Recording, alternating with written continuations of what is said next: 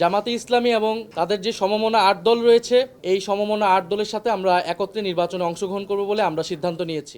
নানা আলোচনা সমালোচনার পর গত ২৮শে ডিসেম্বর জামায়াতের সঙ্গে জোট করার ঘোষণা দেয় জাতীয় নাগরিক পার্টি এনসিপি। যদিও এ সিদ্ধান্তে এনসিপির আদর্শিক বিচ্যুতি হয়েছে অভিযোগ তুলে পদত্যাগ করেন তাসনিম জারা, তাসনুভা জাবিন, মুশফিকুস সালেহীন সহ বেশ কয়েকজন কেন্দ্রীয় নেতা। তবে জামায়াত এনসিপির জোটকে নির্বাচনী কৌশল বলছেন রাজনৈতিক বিশ্লেষকরা। তাদের মতে ভিন্ন মতাদর্শ থাকলেও একসঙ্গে কাজ করতে পারবে দুই দল। তবে জোটের আসন সমঝোতা কতটা সুফল দেবে এনসিপিকে তা নিয়ে রয়েছে সংশয়। তারা তো বিষয়টা ক্লিয়ার করেছে যে এটা একটা নির্বাচনী জোট। যদি সরকার গঠনের মতো অবস্থায় যায় সেটা অন্য হিসাব, কিন্তু যদি বিরোধী দলে থাকে তাহলে তো সমস্যা নাই। এনসিপির অবস্থানে থেকে কাজ করবে, জামাতের অবস্থানে থেকে কাজ করবে। ৩০টা সিটে তাদেরকে দেওয়া হচ্ছে, সেখানে তার জামাত তো একা না, বিএনপিও তো থাকবে। বিষয়টা অত ইজি না। এনসিপির ভোট বেজ অত স্ট্রং না, ৩-৪% বেশি তাদের ভোটই নাই।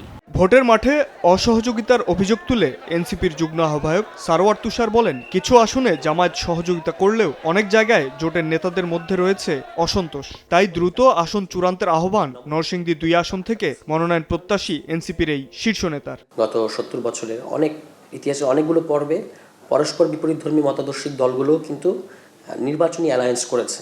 এটা আমাদের স্বাধীনতার পূর্বেও আছে, স্বাধীনতার পরেও আছে। এখনো তো আনুষ্ঠানিক ঘোষণা আসে নাই। কিছু কিছু আসনে আমরা দেখতে পাচ্ছি যে জামায়াত ইসলাম নিজ উদ্যোগেই সেখানে তাদের প্রার্থী বসিয়ে দিয়েছে এবং আমাদের প্রার্থীদেরকে সহযোগিতা করছে।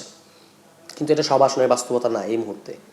অনেক আসনে এখনও জামায়াত ইসলামের প্রার্থীরা যেখানে মোটামুটি নিশ্চিত বা বোঝা যাচ্ছে যে ওখানে আমাদের প্রার্থীরাই পাবেন, সেখানে জামায়াত ইসলামের প্রার্থীরা এখনও মাঠে সক্রিয় আছেন। তাদের নেতাকর্মীরা কোনো কোনো ক্ষেত্রে এটা মেনে নিতে পারছে না যে নতুন প্রার্থী এখানে আসবে। আবার অ্যাট দ্য সেম টাইম তারা এটাও বলছেন যে যদি চূড়ান্ত সিদ্ধান্ত আসে তাহলে আমরা জোটের প্রার্থীকে সর্বাত্মক সহযোগিতা করব। এদিকে পদত্যাগ করা নেতাকর্মীদের চিঠি গ্রহণ করা হয়নি মন্তব্য করে রোববার সংবাদ সম্মেলনে এনসিপির সদস্য সচিব আক্তার হোসেন জানান, তাদের দলে ফিরিয়ে আনার চেষ্টা চলছে। যারা পদত্যাগ করেছেন আমাদের কাছে তাদের পদত্যাগের পত্রটা জমা দিয়েছেন এবং আমরা এখনো পর্যন্ত অফিসিয়ালি সেটা গ্রহণও করি নাই।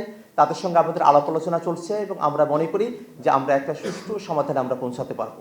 শীঘ্রই ১১ দলীয় জোটের পক্ষ থেকে চূড়ান্ত প্রার্থী তালিকা ঘোষণা করা হবে বলেও জানান এনসিপির এই শীর্ষ নেতা। আমরা খুব অল্প সময়ের মধ্যেই একটা চূড়ান্ত সিদ্ধান্তে আমরা উপনীত হব এবং সে সময়টাতে আপনারা জানতে পারবেন যে ঠিক কতটি আসনে।